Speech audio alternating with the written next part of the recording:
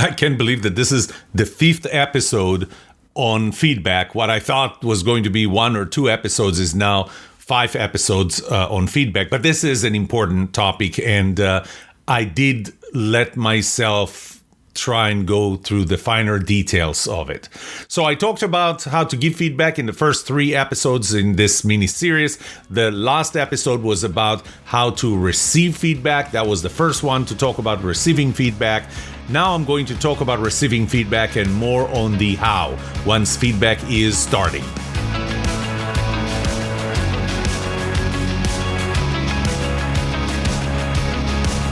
Welcome to The Trust Show. I'm Yoram Solomon, your host, the author of the Book of Trust and facilitator of the Trust Habits Workshop. My mission is simple. I want to help you form habits that build your trustworthiness, because the answer to this question will have the biggest impact on your personal and professional success or failure. Can I trust you?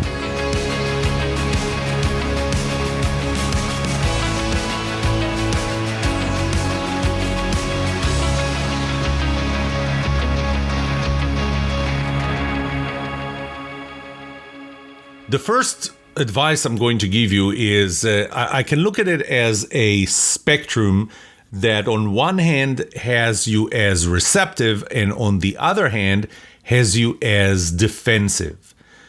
I'm not 100% sure that it is right to define them, to put them as 2 extremes as of one dimension. They could still be 2 different dimensions, but I'm going to say that to be receptive, you cannot be defensive.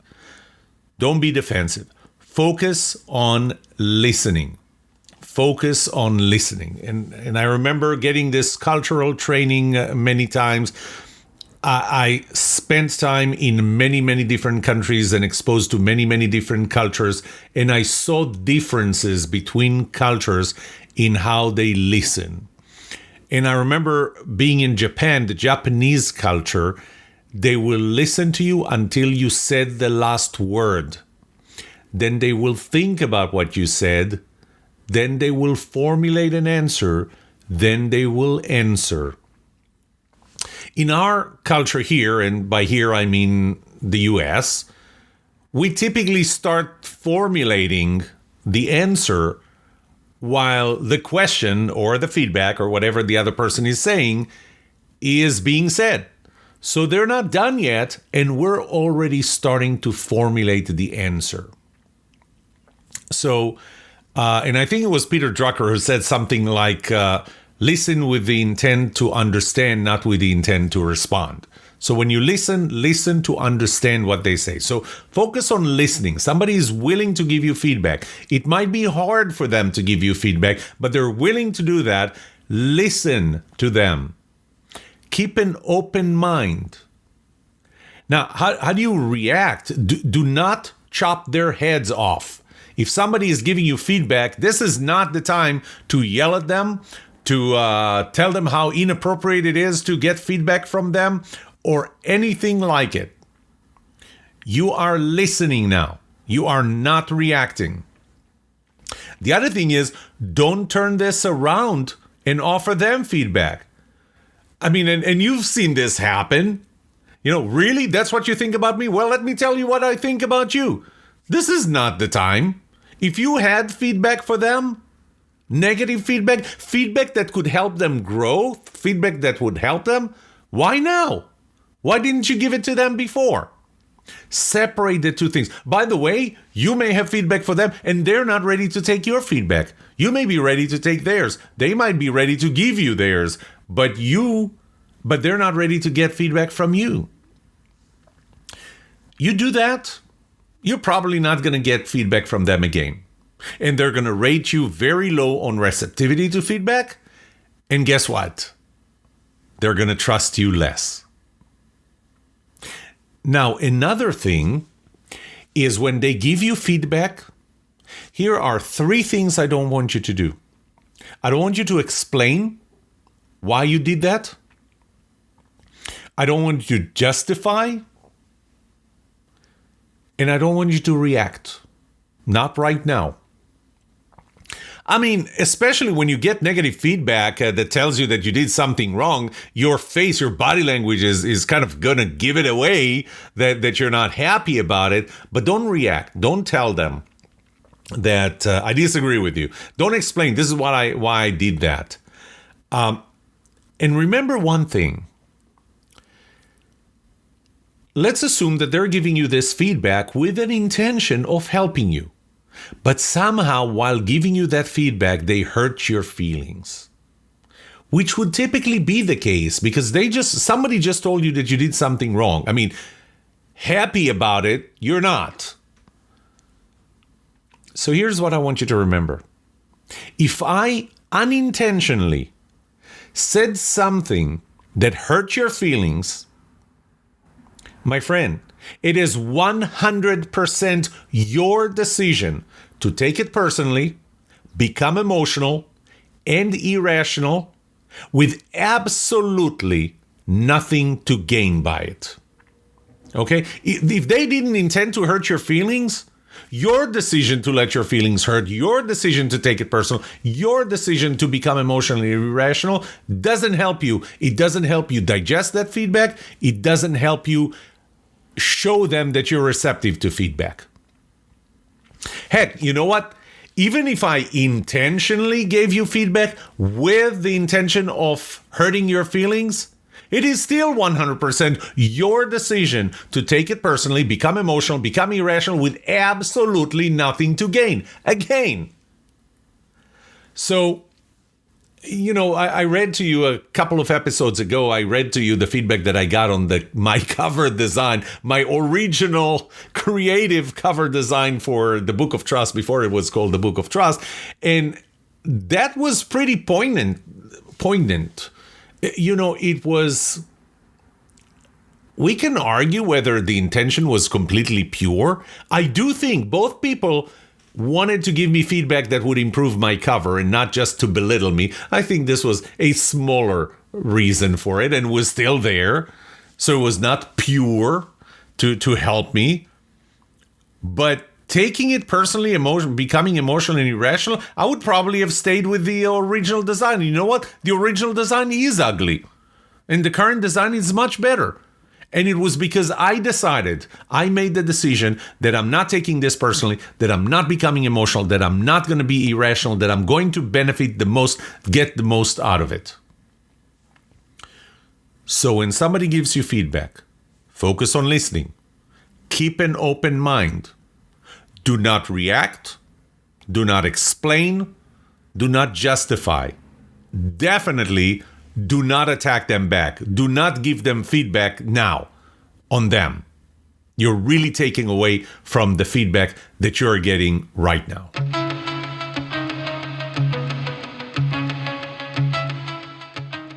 This takes me back to the discussion that I had on giving feedback on perception versus reality. It might actually be even more applicable now. And remember what Tom Capizzi, the VP of HR, when I worked in another company with him and we did the hot seat session, one thing that he always said before the hot seat session is keep in mind that 10% of what people are telling you is true and 100% is true in perception. That's how they see you.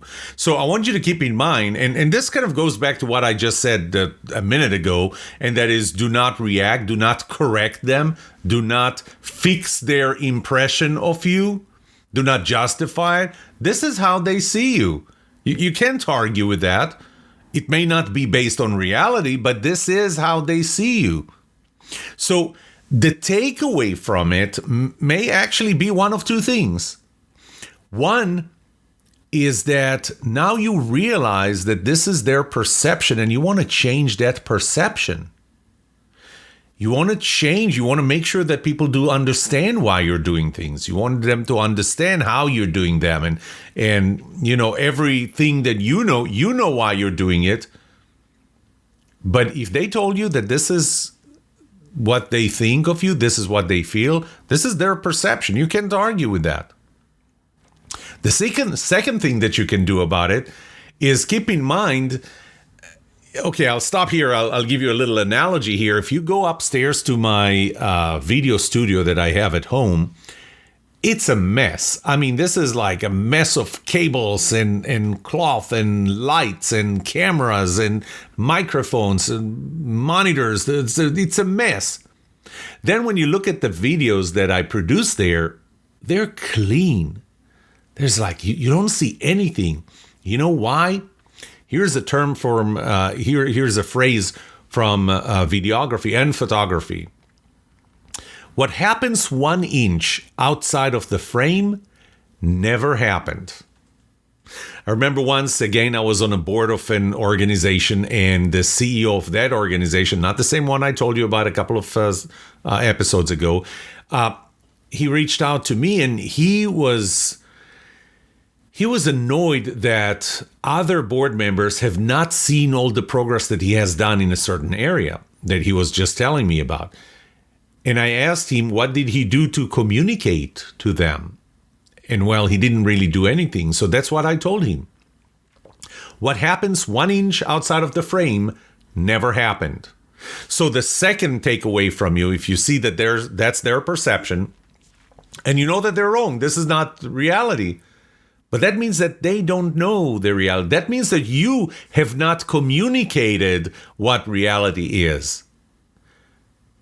Because what you communicated is only what's in the frame, and what's in the frame is the only thing that they see. When you look at my videos, you only see what I allowed to be in the frame and not what's outside of it. And if you wanted them to see what's outside of it, you need to zoom out a little so they will see more. Open the hood, open the kimono, whatever phrase we're going to use. Just make sure that you communicate to them to fix that perception. So whatever they're going to tell you is their perception. Maybe 10% is true, maybe more than 10%, maybe less than 10% is true in reality. But this is their perception. You can decide to fix their perception, to change their perception by changing your behavior, not by fixing them. You're not fixing them. Or you can just communicate better. Whatever you do, it is their perception, and you have to accept that this is their perception. They own it, not you.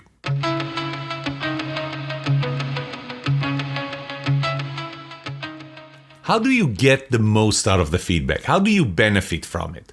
First, it's by making sure that you understand, that you understood what they're really telling you. You know, maybe it's a matter of communications. Maybe it's a matter of terminology, language, whatever. Make sure that you really understand.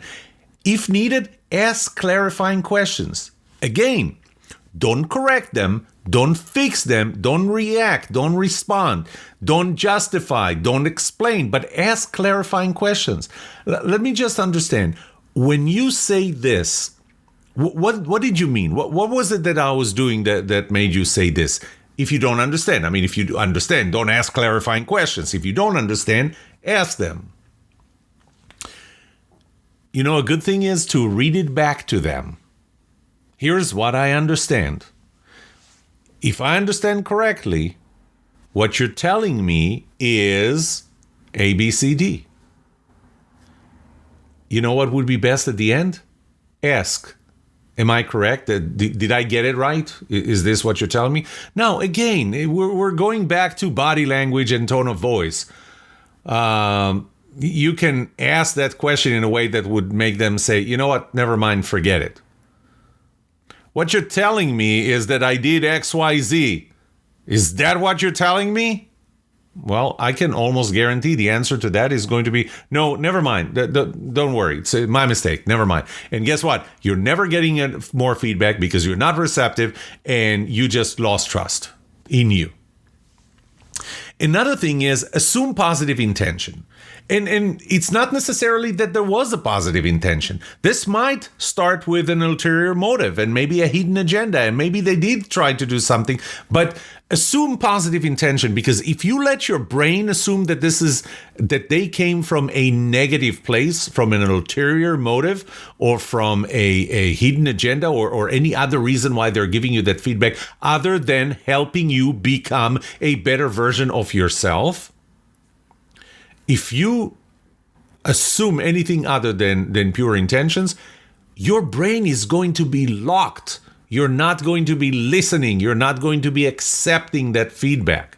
So assume positive intention, even if you're not sure that that's the case. Even if you're sure that it's not the case. Acknowledge the intention. Acknowledge that I appreciate the fact that you're giving me this feedback. Don't overdo it. Okay, when you go, oh, this is so great. I can't tell you how great it is that you're telling me this. Which, by the way, what they told me is that I left crumbs on the counter in the kitchen. I can't begin to tell you how important this is. Man, you're losing credibility now. Don't overdo it. Keep it in proportion. Keep it real. Make sure that your body language says the same thing. I mean, that's the other thing. You can acknowledge their intention, and your body language is going to show that really is that you know, and I know that this is total BS. What you're telling me is total BS. Your body language may say that, even if your mouth says, thank you for that feedback. Now, also ask yourself or watch their body language. When they give you the feedback, if you want to benefit from it, read what's between the lines. Read what their body language says. If their body language and their tone of voice, or if their body language and the words or anything is inconsistent, not only that you shouldn't trust them, but that means you're not really getting the real feedback. And if you sense that, I would kind of try to poke a little. And again, you have the tool of asking clarifying questions, right? So try to ask clarifying questions. Try to get to the real, what the real feedback is. I mean, you're going to feel that they're giving you feedback, but there's something bigger behind it. That's what their body language tells you. So try and dig deeper if you feel that there's more. What if you do know for a fact that they're coming with a negative intention? I wouldn't let it go. I would actually say it. Obviously, you need to feel comfortable enough to say it. I wouldn't say that you need to trust them enough to say it, because obviously you can't trust them if they have an ulterior motive or a hidden agenda in giving you, or whatever bad reason they have to give you that feedback. But if you feel pretty strongly that this is the case, tell them. Just say, you know what? I feel that what you're telling me right now is not really to help me. You may be doing several things by that, but most of them are positive. You may actually help them realize, first of all, that you do have a BS detector, that you do realize that they're not coming from a good intentions place. And maybe you will help them actually refine it. But it is important that they realize that you realize that this is not coming from a good place. Maybe they're just going to stop. Maybe they're not going to do it anymore.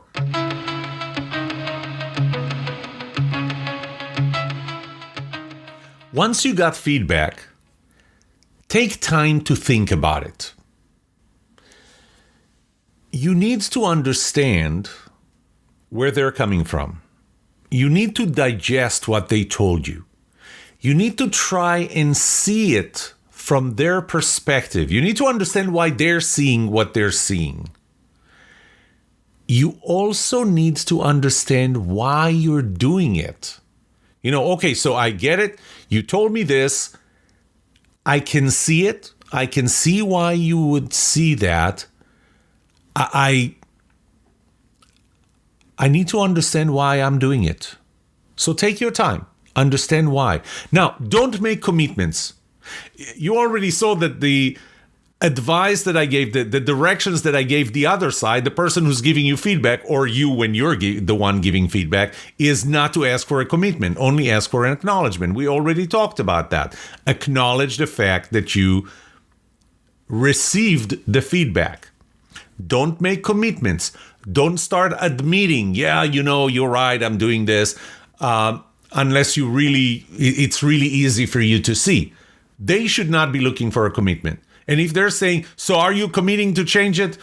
What you need to respond with is, I'm committing to think about that and then decide what's the right thing to do. I don't think that it would be prudent of me or responsible of me to decide right now, right on the spot, how I'm going to change everything that I'm doing. Again, unless it's a really, really simple thing, and sometimes it is. Sometimes it is a simple thing that you can go, oh, I get it. That was not my intention. I can do something else. And by the way, you can consult with them. And that would be another good response. I wouldn't do that in the first meeting. First meeting, I would, or the time when you're getting that feedback, I would probably focus more on understanding, and then after that, let yourself time to digest it. If their perception is wrong, you can tell them that it's wrong and explain why, or change something about your behavior that would correct their perception. There's something that I do and their perception is XYZ. Well, is there something else that I can do that would change their perception? Because their perception is not really based on reality. It's just based on an interpretation of what I do. So the best thing for you to do is, well, if it's something easy that you can correct, that you can explain, in general, you already know, because I told you that before, do not correct, do not explain, do not make commitments when you get the feedback. Think about that, then acknowledge it again once you decided what you're going to do. So, maybe it's going to take you a day. Maybe it's going to take you a week, not a year. Well, maybe it's going to take you a week. And a week later, send them a note or meet them again and say, first of all, I wanted to again acknowledge and thank you for the feedback that you gave me. And I decided to do XYZ as a response. This is how I'm going to change it. You can run it by them. You can actually use them as someone who will give you feedback on your reaction to their first feedback. So what do you think? What if I did this? Would that be better? What if I did this? Would that be better? So kind of closing the loop, it would also show them that you are willing to change, that you are trying different approaches. Maybe that's going to be enough for them. Maybe what you're proposing to do is going to be exactly what they would wish that you do, that would not have the negative impact on them as what you did until now. Maybe they can tell you, well, if you did this, then something else will happen, and so on. You can use them as a resource, especially because they were willing to give you the first feedback, and giving the first feedback was the hardest part for them. Giving you feedback or being your sounding board on how you correct it is easier for them.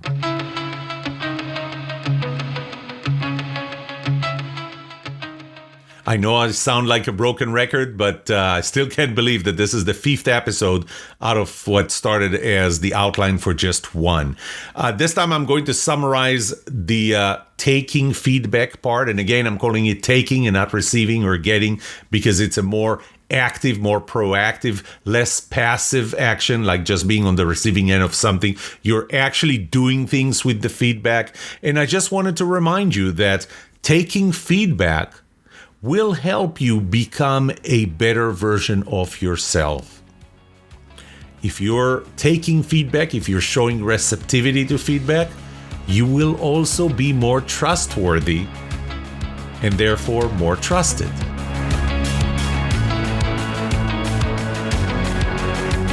What would you like to know about trust and trustworthiness? Let me know and I'll answer it in a future episode. I would love to hear from you. Email me at yoram@thetrustshow.com.